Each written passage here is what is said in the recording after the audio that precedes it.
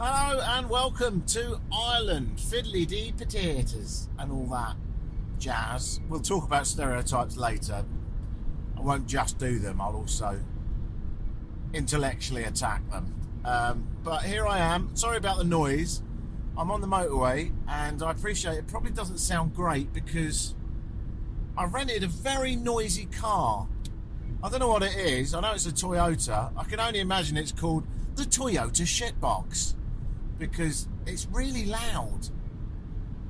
I'll get rid of the background noise as much as I can with some clever filtering business, but technology hasn't quite managed to eradicate that kind of thing, so deal with it.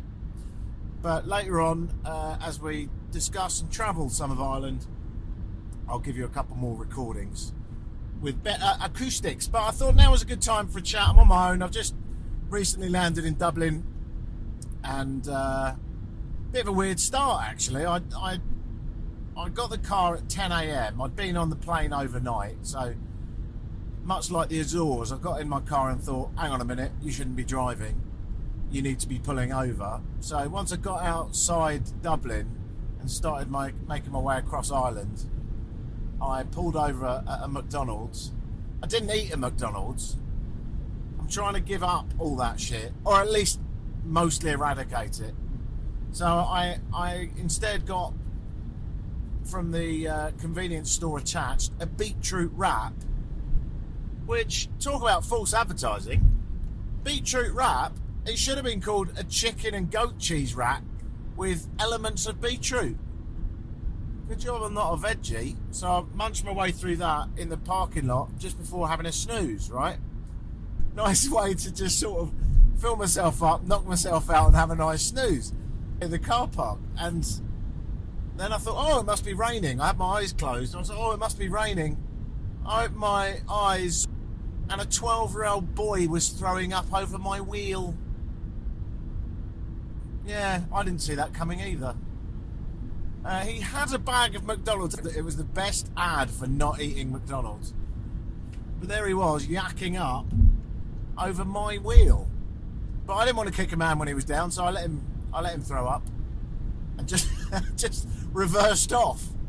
And then he felt a bit sort of open because it was quite a busy car park, and he decided to get the seclusion of yakking up between his car and mine. On mine. Could have yacked on his own wheel, but again, didn't want to kick a boy when he was down, so I let him have a little yak and got on my way. It's a rental car. There's things to get upset about in life, and that's not it. Avis Budget, if you're listening, front right of the Toyota shitbox. Give it a clean. So, here I am in Ireland, and I've already been here, so it doesn't count as a new country. I don't know how many times I've been to Ireland, probably about 20. I love Ireland. I absolutely love it. Full disclosure, I'm half Irish. My dad was Irish. He died when I was 17. When you're 17, you don't have a massive thirst for knowledge, or at least I didn't. And in the years since he's gone, I've often thought, man, I'd love to have come here with him. Unfortunately, I never did. But I'm a fairly curious person anyway, I like to think, but I've always had a deep curiosity about Ireland for that family connection, and I just fucking love it. There are things about it that I don't love, and there's a good reason I don't live here. I feel so connected with Ireland that if I was going to live anywhere in the world, it would be quite a logical choice. But I do feel more connected with the sunshine, and that is a very rare appearance. What happens when you've got the old Gulf Stream is all the water gets sucked up off the Atlantic, and then it hits land and dumps on it. It could be worse. You could be in Bergen, Norway, the most rainy place in Europe. But Ireland, and in particular the West, I won't say it's always grey because that's just not fair, but it does get a bit too much greyness for my liking. And that's the weather today. I imagine the Irish weather forecasts are really boring. Irish and Icelandic. You know, it's one of those cars that tells you not to change lane and beeps at you because you didn't signal. I'm doing the fucking driving. I don't want an autonomous vehicle. I can make decisions. Let me be. That's a new button you need for the Toyota shitbox. When you get in, a let me be button. Let me live my life. Stop beeping at me. I accept the seatbelt beep. But all other... Cheers for that. All other... Someone can just cut me out. All other beeps, eradicate, please. Maybe you like it. Lane assist, I believe it's called. Where you go and change lane, and not only does it beep at you because it thinks you've drifted to the side of the road because you didn't indicate. But yeah, not only does it beep at you, it also slightly moves the wheel like an empathetic driving instructor. Let me fucking be. I've been driving long enough. You know, some people that have been caught drink driving have to do a breath test into their vehicle to prove that they're not over the limit. I think they normally get their children to do it, which is ethical. But yeah, you know that. I feel like that should be a system on cars like this, where it, I don't know, maybe facial recognition. You get in and it goes, yeah, he's in his 40s. He grew up without all this shit. I'm not going to shout at him and bark at him for changing lanes. Anyway, I should let you know why I'm in Ireland. I'm here to see a guy called Christy Moore, and I'm just here for the weekend. I just flew in from Canada and I'm going to Lisbon. I've been working my tits off, and I do mean that. I honestly don't know if I've ever worked this hard for the last couple of weeks. I've got a canvas printing business, and a car dealership wanted lots of pictures of people standing around looking moody and looking a bit rich. And they were absolutely mahoosive. So for the last few weeks, I've been printing out 9-foot wide pictures of good-looking men and women of all colour and race who look as if they might be able to purchase a big for big. I might beep that. If that's beeped, it's because I probably shouldn't tell you the car company that I've got a contract with. And also, it's starting to make me feel a bit uncomfortable. So yeah, don't worry, it's not Toyota. Anyway, the point is, I've been doing that, and that's over. And now I deserve some sunshine. So I'm going to Portugal, which is my usual haunt. And I love it there, and it's cheap and great, and everything's perfect in Portugal.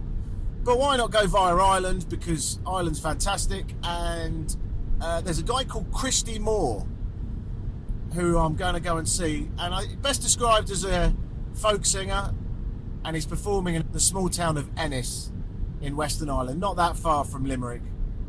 And this podcast wouldn't be a podcast if I didn't use this opportunity, because I'm near Limerick, to do a big shout to Blind Boy.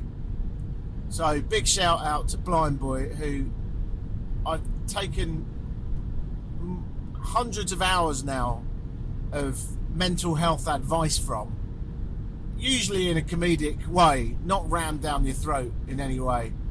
I wouldn't actually describe him as a mental health podcast, but he's a very wise boy, is our Blind Boy.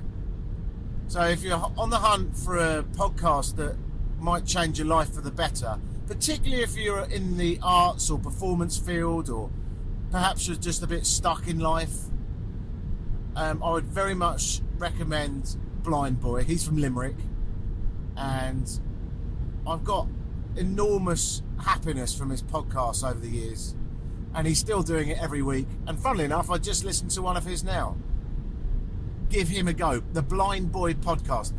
It's hard to categorise, but he's funny, he's charming, he's witty, he's wise, he spins a long yarn, and he's very interested in the history of Ireland, and in particular their oral traditions.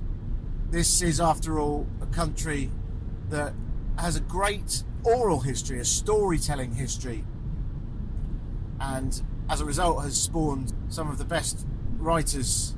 So that's quite a pre-ramble. What are you listening to? Well, you're listening to me. My name is Vinny, and I am going to spend the weekend in Ireland.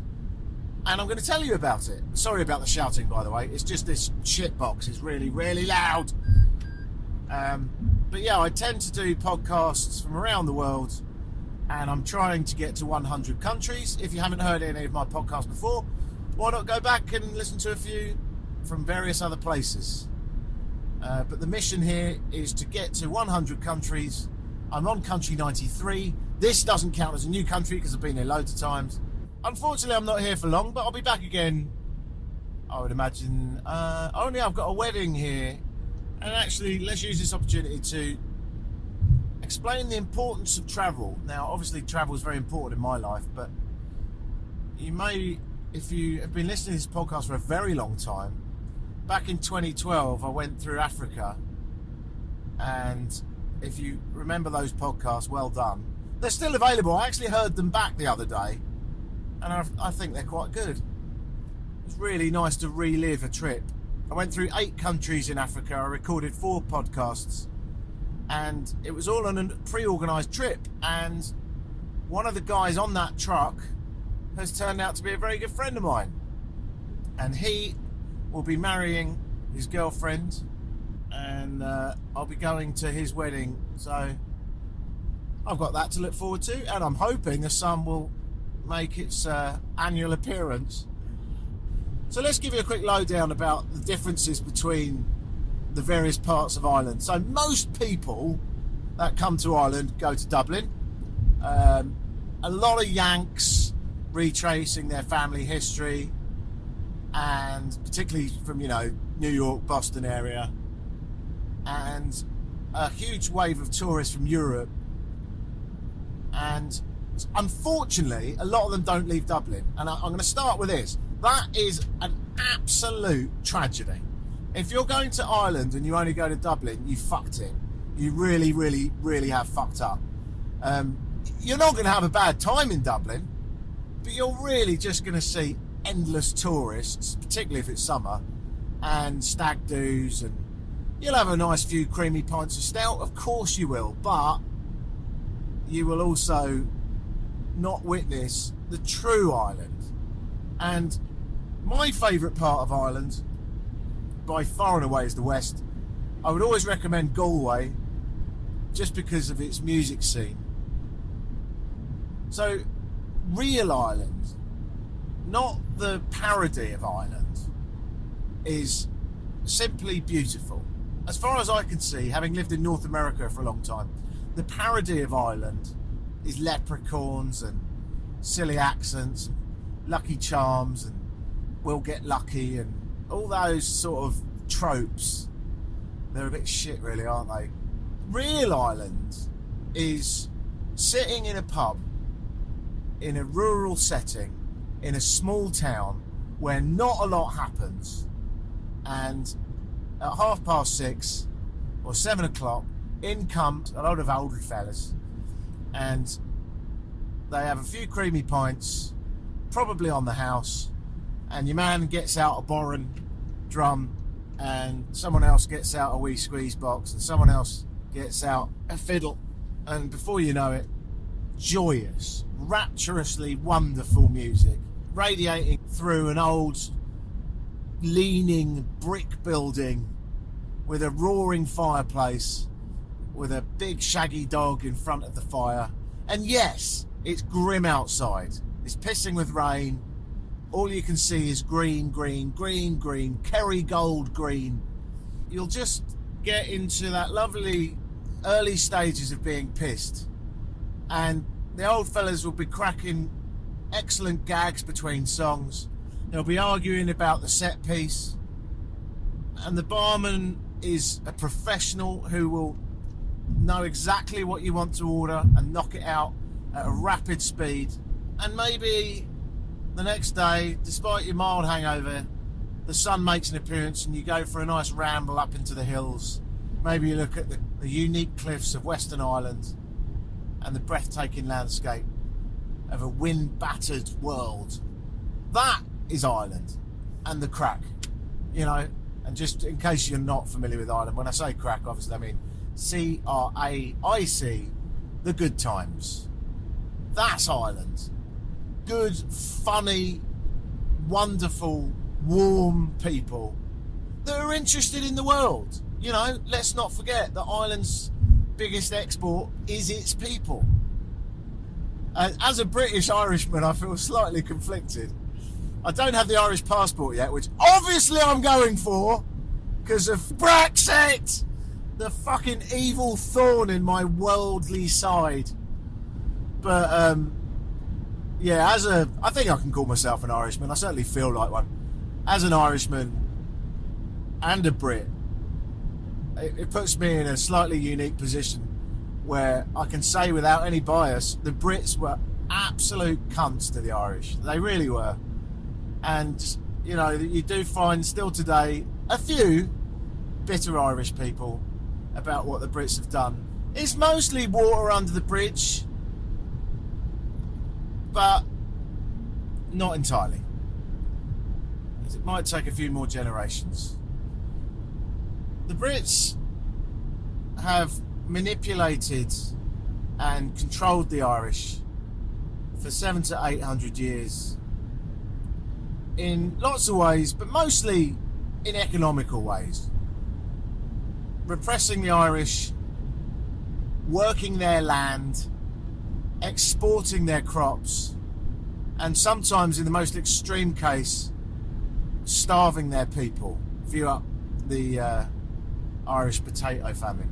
And in more recent history, since 1921, British massacres in Ireland, fighting over control for what I think it's fair to say is almost inevitably going to be returned to Ireland one day, and that's depending on your political stance, Northern Ireland or the north of Ireland. Just a little bit on that, by the way. Here in Ireland, if you hear people say the north of Ireland, for example, if you're hearing a weather report and they say in the north of Ireland today, that means we don't entirely respect the country that is Northern Ireland. Now, in case you don't know any of this, and it's far too long to get into, but if you're an American, for example, and you don't know anything about the difference between Northern Ireland and the south of Ireland, am I going to do this? Jesus. Why am I doing this? This is quite a challenge. Yeah, let's do it. So, in a nutshell, let's try and make it simple. The British used to own, for want of a better word, Ireland, right? They used to control it. And if we go back before that, of course, there was an Irish people with an Irish language, and Irish folklore, and Irish pagan traditions. And over the years, the Brits and globalisation have changed all that. And now, although the Irish language exists, the Irish tend to speak English, and they've all been converted from their early pagan traditions into Christianity, as have the Brits. But there's two offshoots of Christianity that are at question here, and that's Protestant and Catholic. And all in a nutshell, I think I'm trying to make quite a long, complicated and bloody story quick and easy, and it's actually quite hard to do. But let's just say the Brits have repressed the Irish enormously, have continued to do so.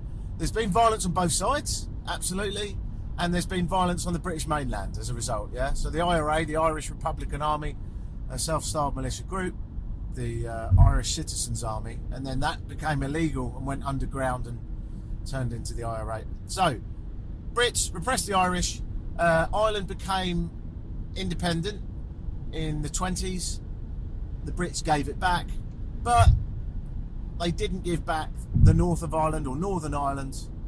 And at the time, the argument was, well, the people of Northern Ireland feel more loyal to Britain, and there's a bit of religion thrown in there as well, of course, but let's not get too into that. And so we're going to keep that part of Britain. So you got Northern Ireland, Scotland, Wales and England. And if you're interested, there's also a place called the Isle of Man, and there's a podcast on that, but we'll leave that one out for now. And they're all independent countries. And Northern Ireland has pounds, Southern Ireland has euros. Northern Ireland is governed by Downing Street, Southern Ireland, has its own government. So we have two different countries, and it's amazing to me, absolutely, it always blows my mind how few Canadians know that. I can't speak much for America, but I would assume it's the same. And it used to really annoy me, and I actually found it quite upsetting. But actually, I don't know if I've mellowed with age or what. I feel kind of all right about it now. It's not their battle, and it's quite personal to me and my family because my dad was Irish and my mum is English. So for me, it's something that I was drummed into me at quite an early age. The conflict, what it's all about, and it was very visible in my lifetime. Right, so in Brighton, where I'm from, the IRA bombed a hotel to try and kill Maggie Thatcher. If you're interested, Google pictures of the Grand Hotel bombing in the 80s. And they ripped a hole in the side of it and murdered quite a few people, and also maimed one, who I believe is still in a wheelchair today. So, and that's one of many attacks on British soil. So, and then of course there was attacks the other side, right, in Northern Ireland by the Unionists.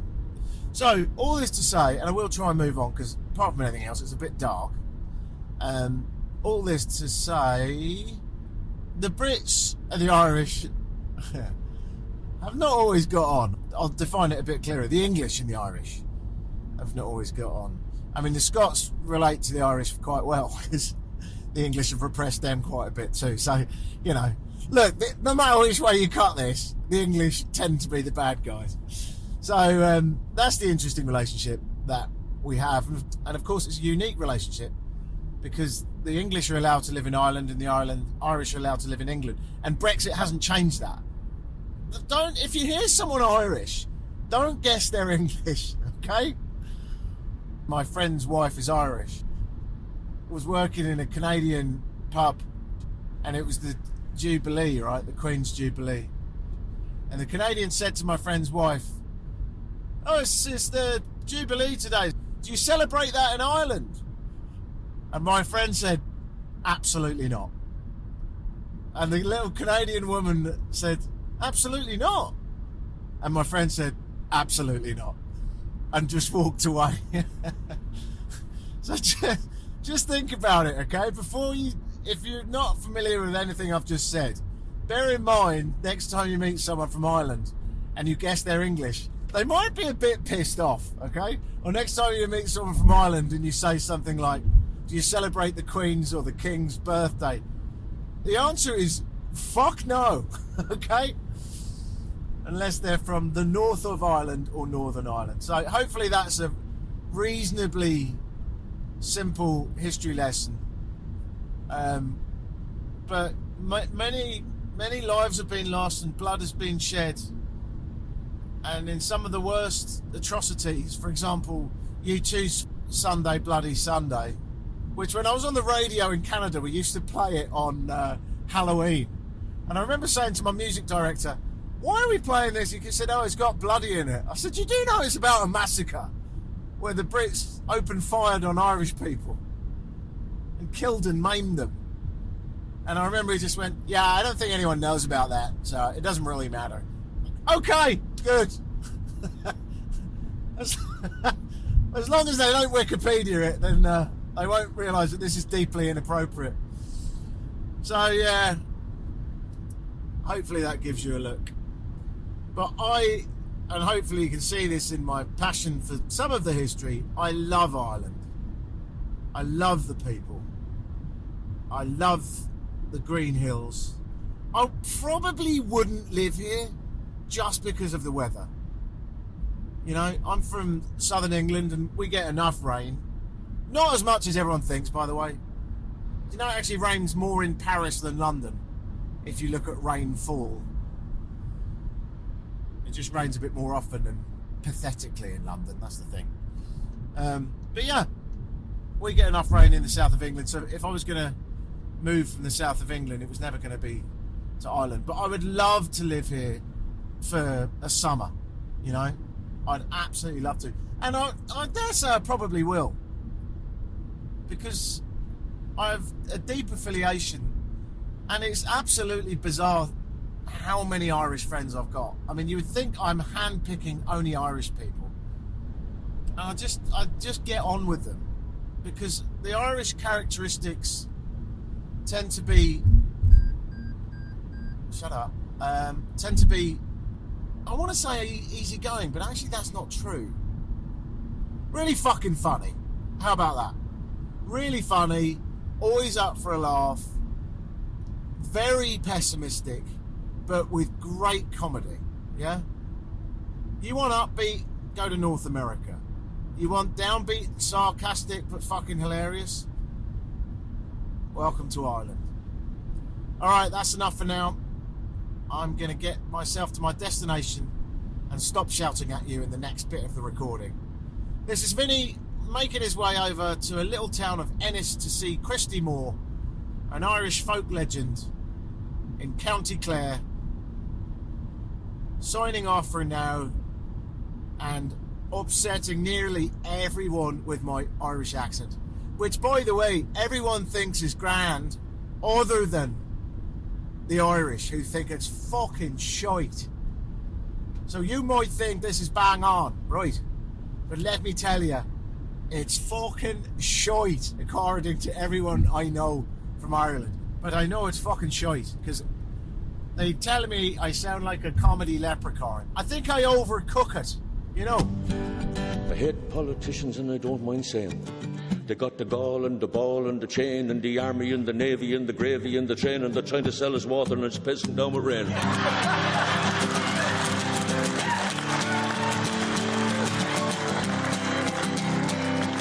I'm sorry now, the minister's on holidays in Florida. He left my granny in a trolley in the corridor. She's out there now, BJ, she's filling out forms. I can't stop digging, I'm down in a hole. Spent my dole on Polish coal. I'm tired of eating toast and beans. The man at the door, he's here to test my means. So don't forget to shovel if you want to go to work. Well, don't forget to shovel if you want to go to work. Up. Don't forget to shovel if you want to go to work. Or you didn't where you came from like the rest of us. Give me a digging a hole, digging a hole, digging a hole. A slice there of Christy Moore. What a gig that was. Absolutely wonderful. He'll make you laugh and he'll make you cry. Still going strong.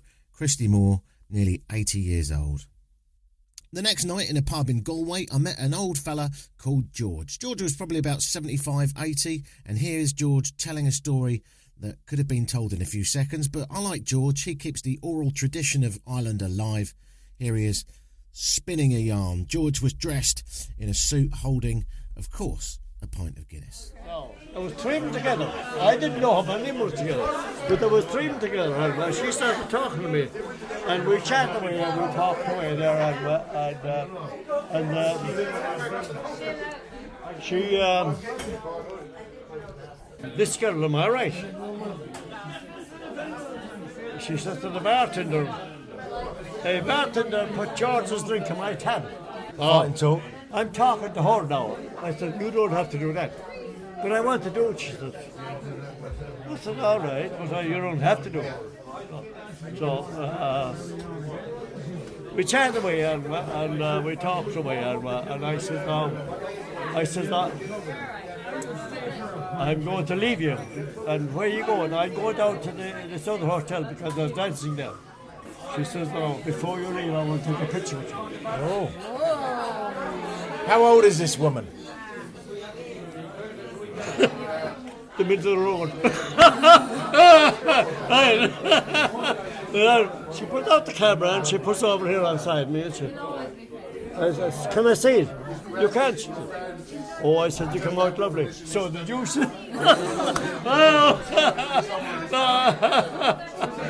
But that was okay. That was, I tell you, that was okay. And now three husbands is up around the corner with me. And the next thing, the three husbands came back, and she's shown her husband she's showing the husband the picture of me and her together. Jesus, what am I in for? He said, do you know that's my wife? I says, I know, I said, but, you meet nice people. Where'd you get your jacket? I bought that out in the States somewhere. I don't know where I bought it out somewhere out in the States. Suits you. Yeah. Do you play any instruments? I don't. Do you play any instruments? No, I do a bit of singing. Do you now? Yeah. You're a singer and a dancer. No, that's tonight, Jocelyn. No,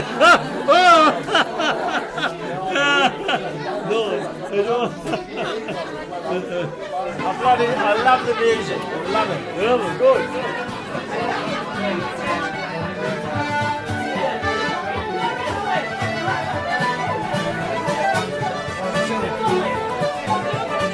Thanks a minute. Just somebody here, that's all. Sounds good.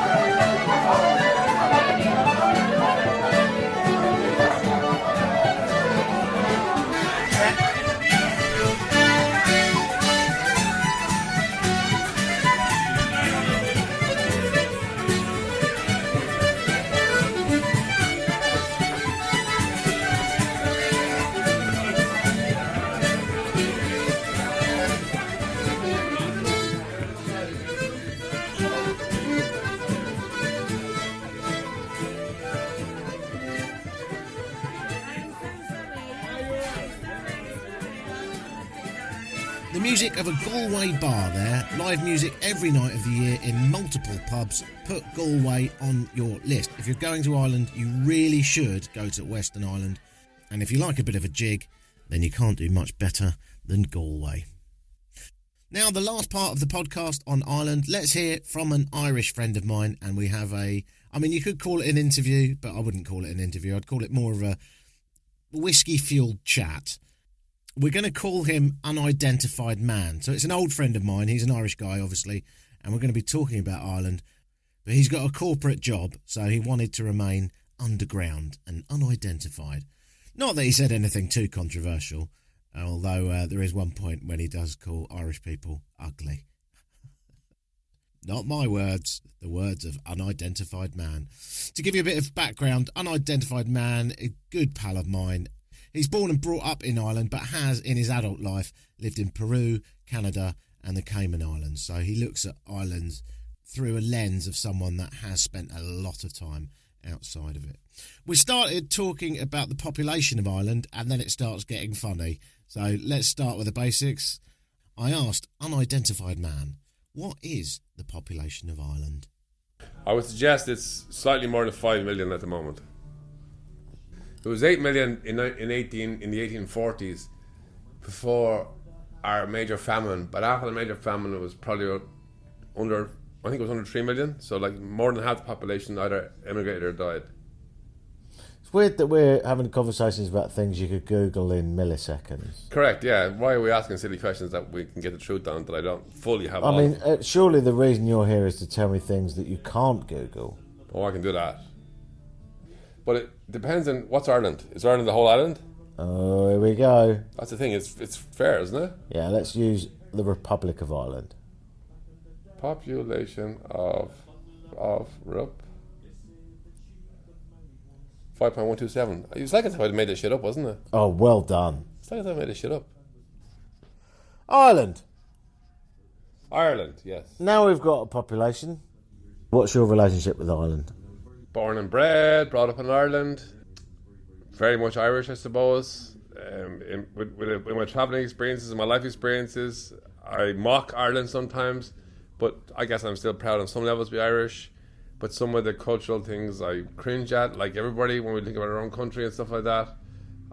One of the things I would like to say at this point is that this man, who is unidentified, often says that the people of Ireland are, quote, fucking ugly. Is that not true? The danger of this is, Vinny, that if I speak too freely, this would become so popular that we would get 7 billion likes. You will get wealthy because I only speak the truth. Irish people are the ugliest race on the planet. Not my thoughts, the words of unidentified man. Yeah, well, there's a reason for that. Let me explain that. So, as an Irish person, and I don't know this for all Irish people, but for me anyway, I'll say, like, when you grow up with the people of your way, they look like you and sound like you and act like you and understand your humour, your personality, your thoughts, to a degree, if not the same, but very similar. Everything outside of Ireland is more exotic and more appealing. Yeah. Well, I remember when I first moved to Canada and someone described me as, quote, exotic. And for me, the concept, the word exotic had always resonated with, I don't know, Fiji. So exotic is the allure of not having what you've got, isn't it? Yeah, you're definitely close, if not really on it.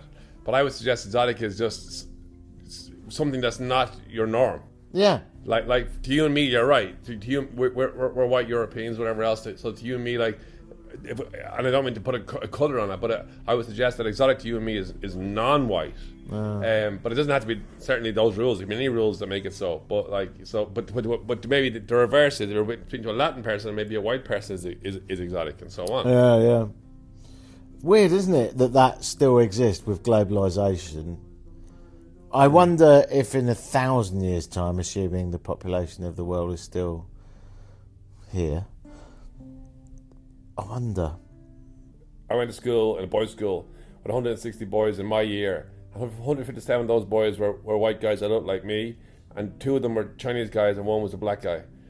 But I know in Ireland nowadays, people, if you're 17 or 16 or so on, that's a way different, diverse school. So like, I was starved of exotic by my measurement of exotic. So like, nowadays everybody's mixed, and races and creeds aren't necessarily exotic the way I use them, but back then they were. Yeah. So it's different now. So you say in the future will it be more different? I agree 100%, but now it's already more different. How would you describe Ireland to someone that had never been there?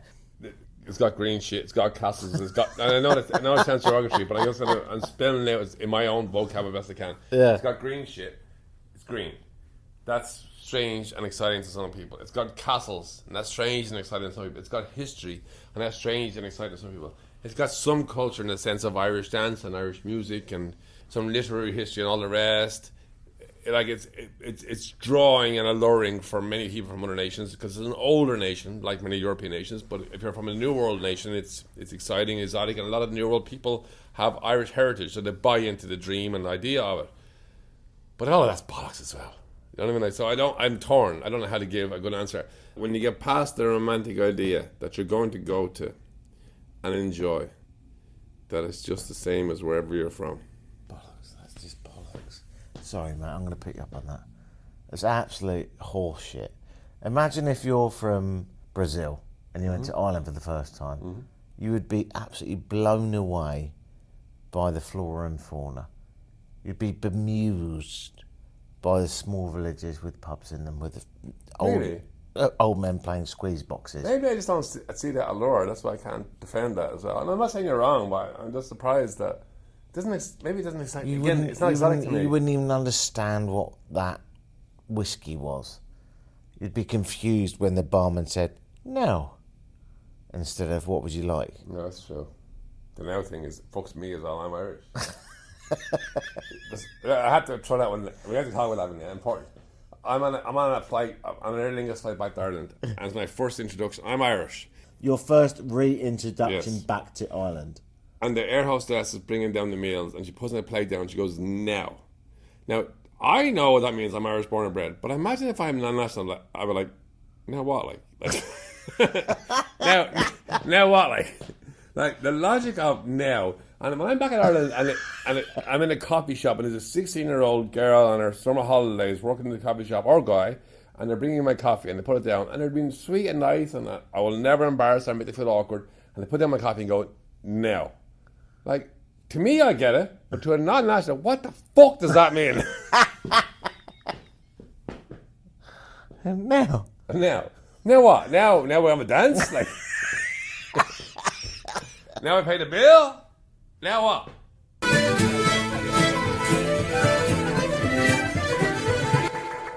I find our Irish isms fake. For example, Bruce Springsteen is an Italian American, and when Bruce Springsteen has toured the world, he's an American guy maybe slightly Italian. But because his great-great-granddaddy once fucking drank a pint of Guinness, he's all of a sudden, and I'm exaggerating for effect, but he does have some Irish heritage, 1/16th heritage.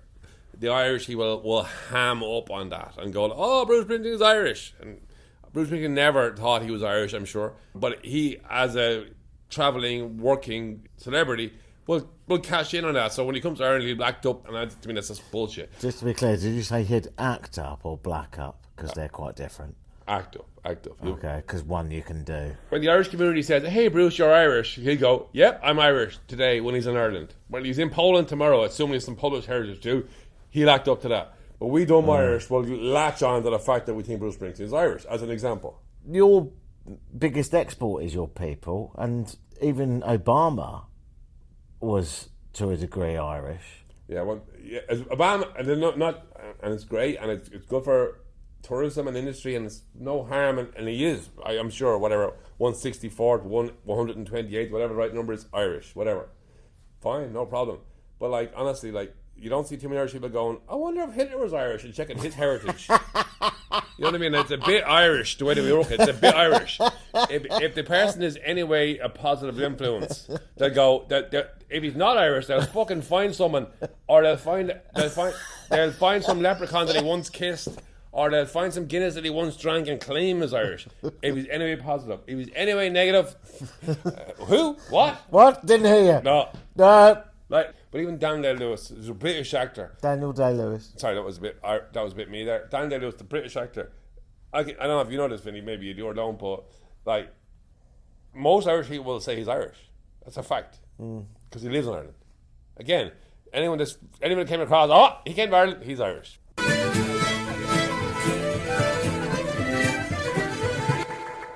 I've never in my life seen such pessimistic people with comedic value. I mean, yes, pessimism always, the connotations are negative, but it's, oh God, it's always going to rain and everything's going to be awful because it always is, but we'll get by with a whiskey and a fiddle. And as much as that's stereotypical and silly, but I think it's also a form of play on the historical sense that we were a developing nation or a turbo nation or victim, and I hate all that stuff of like sort of British colonialism and all that. So we ham it up and act up to it as well. So we are a country of moaners to some degree in that sense, but some of it is comedic value or setting the tone. Well, Irish people moan for sport, not for genuinely hardships. We moan for sport. We think it's funny to moan. Yes. Yeah. It's like a national pastime. Yeah, exactly, yeah. It's not necessarily that things are that bad. Random man. I'm going to put you in my phone as Random Man. The People's Champion, your hero, both of those fit as well. What is wrong with Ireland? The weather. There's nothing wrong with Ireland. All I can say is that... Hang on. There's nothing wrong with Ireland. No, I'm just... Let me finish first. Yes, I take your point. But there's nothing wrong with Ireland for many people, and that's like they can love Ireland. I am an Irishman, and I've had some challenges myself recently, and I realised that having challenges in Ireland versus having challenges in Toronto, as weird as it might sound, I don't even know the full answer why, it was far more appealing to have challenges in Toronto than it was in Ireland for me. Why would you rather have problems outside of home? Built into my brain, as well as all Irish people, when you're at home in Ireland, you are yourself, of course you are, but you're not allowed to be anything more than yourself. Not that you're not allowed, but you don't become anything more than yourself. I'm not saying anyone's holding you back. So you are the guy that does this, and this, and nothing more than this, and this. However, when you're Irish abroad or wherever else, the sky's the limit. Back in Ireland, you're expected to be you and the version of you that everyone thinks you are, and conform to their standards. They're not wrong. You can still push the boundaries and push the button and challenge all the norms, but it's just harder, I think, than being an Irish person abroad. I hope that was a reasonable answer, a good answer. That was lovely. Thank you. Do you want to finger up your bum? No, I'm good, thank you. I don't like men, but I appreciate the gesture. Do you want a winky woo in your spam purse? I'm sure that qualifies for the same answer. I'm not sure what it means, but I'm sure it qualifies for the same answer. This is not baby reindeer, and you're not going to do that to me. All right. What's right with Ireland? What's good about it? I don't like that pause. That's fucking 20 minutes. No, there is loads. There's loads. As in, I don't know whether I should edit that in the post cut.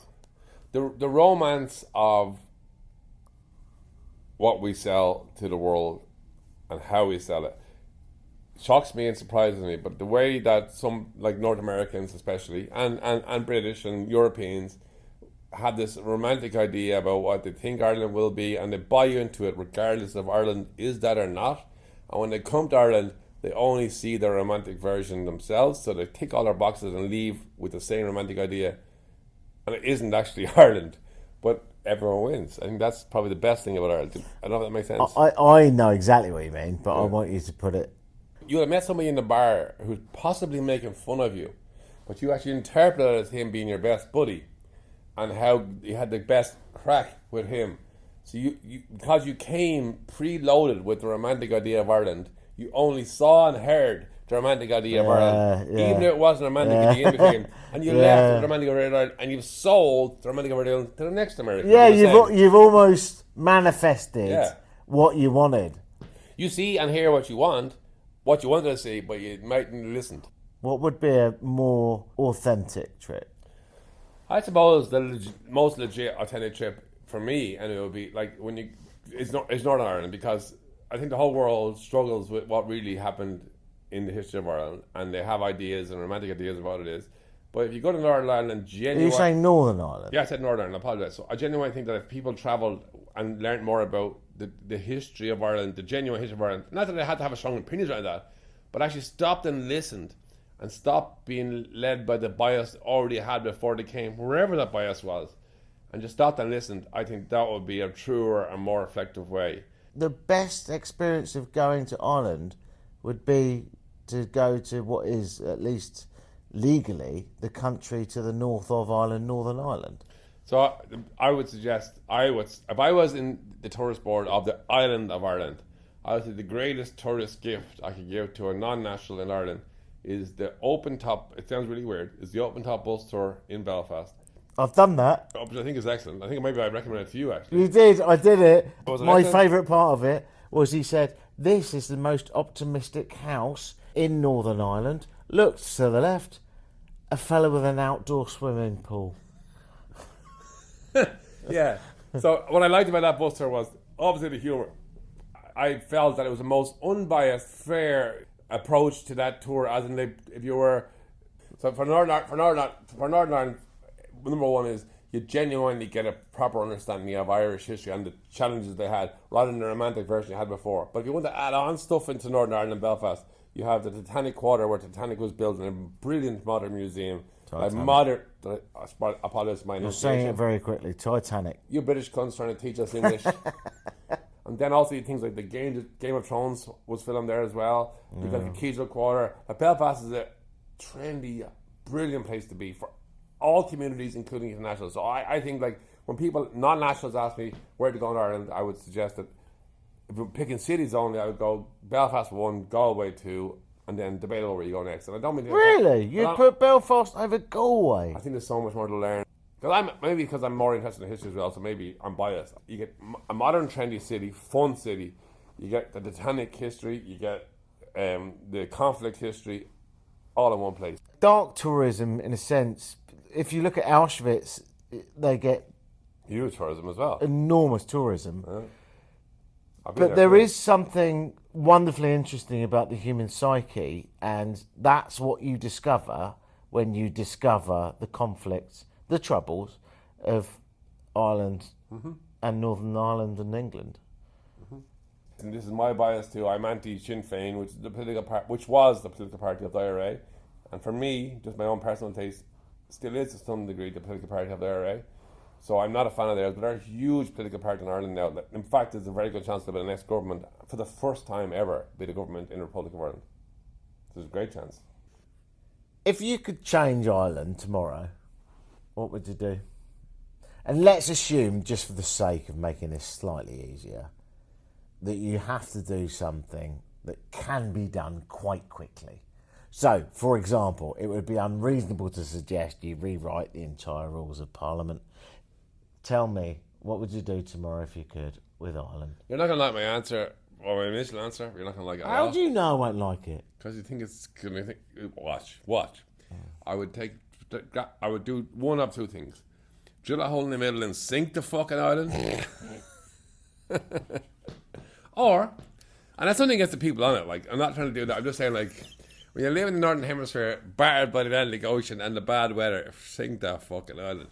So either that, I'd stick a hook in that hole that I just dug in the middle and drag it towards Lanzarote or Canary Islands. So I told you I wouldn't like the answer, but you loved it. So just Sink the fucker or drag it somewhere warm and dry. I'm very proud of nationalists that I mentioned that. In fairness, you don't hear Trump say that, do you? Shake it, hook it, move it. But Galway was my second choice. I love Derry too, and there's Why is Galway so good? but Galway is like a bohemian city. There's arty. I'm not an arty guy myself, but I do enjoy it. It's just a fun, vibey town. It's like the street performers. There's markets. It's just the weather's possibly actually not even possible. I know this for a fact is the worst in Ireland. Is the worst. It comes out. Oh, but that kind of adds to the atmosphere sometimes. It helps with the pub culture. Yeah. If you can't be out, you'll be in. The West of Ireland's fucked, isn't it? Oh, it's fuck. basically, like, England's bad enough, but West of Ireland is like, right, everything's going to come off the Atlantic and piss all over us, always. Some of the best waves, like for surfers, I'm told this, I don't know this, are off the northwest coast of Ireland, like Sligo, those sort of regions, Donegal and all that. I'm told they're there, right? But no one's ever been on a wave in Ireland without 14 wetsuits on them. Do you know what I mean? Like, so, like, what is the point? the rain isn't even just coming from down; it's coming sideways and up at you. You know what I mean? Like, So if you can get 14 wetsuits on, you'll enjoy the it's wave. the place for you. Yeah, you won't get suntan now. You get windshield pneumonia, but you won't get suntan.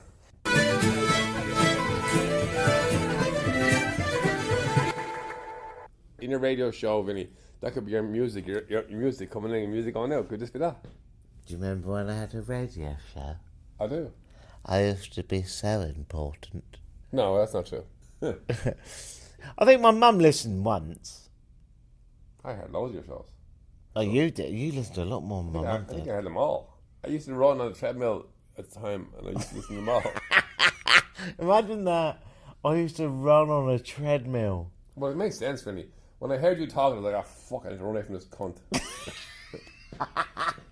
He's talking shite, and I could never get away from you for some reason. So I kept running faster and faster. Do you mind if we leave on that absolute peak? I can't imagine a better thing to say than that. You've been listening to a man that I used to try to run away from. On a treadmill. I'm Irish. I'm Irish. Oh, I don't think anyone had noticed. Thank you. Good night. Good morning.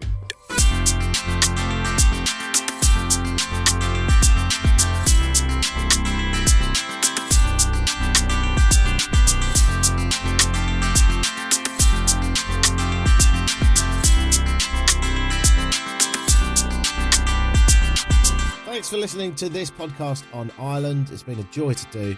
And thanks very much to Unidentified Man for getting involved in that last part of the poddy. Some of you have been asking me, how was Edinburgh? I did the Edinburgh Festival this year, and, well, what can I say? It was amazing. It was supreme lows and supreme highs. And one word you could not use is boring. I did manage to do 11 back-to-back shows on the history of electronic music, and it was a real pleasure. I really enjoyed it, and I had, you know, when you hear comedians talk about rough crowds, yeah, I had a couple of nights where I had a really bad crowd, and if they were at the beginning, I probably wouldn't have continued to do the rest of the shows, but luckily they were spaced out in amongst the 11 shows that I did, but nearly every night, well, exactly 9 of 11 were brilliant. So 2 out of 11 shite, and 9 out of 11 amazing, and mostly down to the crowd. Partly down to me, but more honestly down to the crowd, actually. Well, that's what I'm saying. Yeah, it was a right laugh. I learnt a lot. I could talk quite a lot about it. Maybe I will on the next podcast. I'm not sure where I am next. Yeah, big announcements coming up. Big announcements. I'm going to make some big changes in my life soon, and they're all rather exciting, frankly. So, yeah, I'll leave it like that for now. But I am going to be, over the next year, making some big changes and hopefully making lots more podcasts from various parts of this lovely sphere that we call home. I am Vinnie White. I'm trying to get to 100 countries. I'm stuck on 93. I will soon enough be on 94. I just don't know where or when. But keep it locked on this. That sounds a bit bloody pirate radio, isn't it? Keep it locked. Keep it locked on this thread. Keep it locked on this stream. Doesn't even work, does it? Because you obviously don't keep it locked. Like on an FM radio, you'd keep it locked.